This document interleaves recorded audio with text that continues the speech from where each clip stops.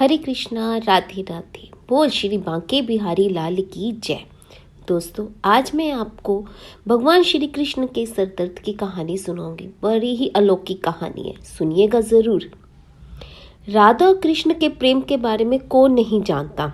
कहते हैं कृष्ण और राधा का विवाह नहीं हो पाया था, लेकिन दोनों में इतना प्रेम था कि आज भी दोनों का नाम एक साथ लिया जाता है। श्री कृष्ण का राधा के लिए प्रेम और राधा का श्री कृष्ण के लिए समर्पण देखते ही बनता है। शायद इसलिए अपने आप को सबसे बड़ा भक्त कहने वाले नारद मुनि को राधा जी से जलन होने लगी थी। ये बात श्री कृष्ण अच्छी तरह से जानते थे। एक दिन राधा के बारे में बात करने के लिए नारद मुनि श्री कृष्ण के पास आए। ये बात श्री कृष्ण को पता चल गई थी।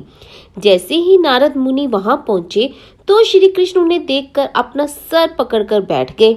नारद मुनि ने श्री कृष्ण जी से पूछा कि क्या हुआ प्रभु, आप ऐसे अपने सर को पकड़कर क्यों बैठे हैं। श्री कृष्ण ने कहा, हे नारद मुनि, मेरा सर दर्द कर रहा है।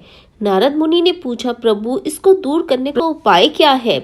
तब श्री कृष्ण ने कहा, अगर मैं अपने सबसे बड़े भक्त का चरणामृत पी लूं तो इससे दूर किया जा सकता है।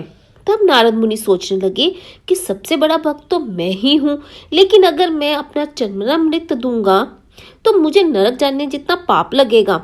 मैं प्रभु को अपना चरणामृत नहीं दे सकता। कुछ देर सोचने के बाद उसके मन में राधा जी का विचार आया और वे सोचने लगे कि लोग राधा को भी तो श्री कृष्ण का सबसे बड़ा भक्त मानते हैं, इसलिए क्यों न उनके पास जाकर पूछा जाए। ऐसा सोचकर वे राधा जी के पास गए और उन्हें सारी बात बता दी। राधा ने जैसे ही सुना, एक बर्तन में अपने पैर धोकर चरणामृत नारद जी को दे दिया और देते हुए कहा, हे मुनिराज, मुझे नहीं पता कि मैं उनकी कितनी बड़ी भक्त हूँ, लेकिन मुझे ये पता है कि श्री कृष्ण को अपना चरणामृत देने से मुझे नरक में जाने जितना पाप लगेगा और मुझे नरक जितनी यातना सहन करनी पड़ेगी। मुनिवर, वह सब मैं सहन कर सकती हूँ, लेकिन अपने स्वामी को पीड़ा नहीं दे सकती।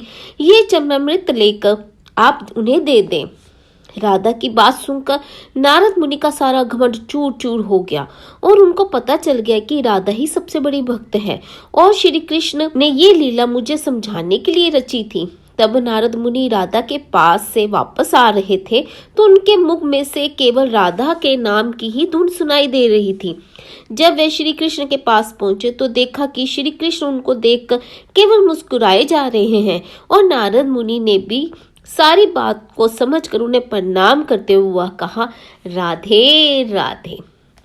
दोस्तों, अगर आपको मेरी ये कथा अच्छी लगी हो तो कृपया मेरे चैनल को लाइक, शेयर और सब्सक्राइब जरूर करें और बेल आइकन को प्रेस करना बिल्कुल भी ना भूलें।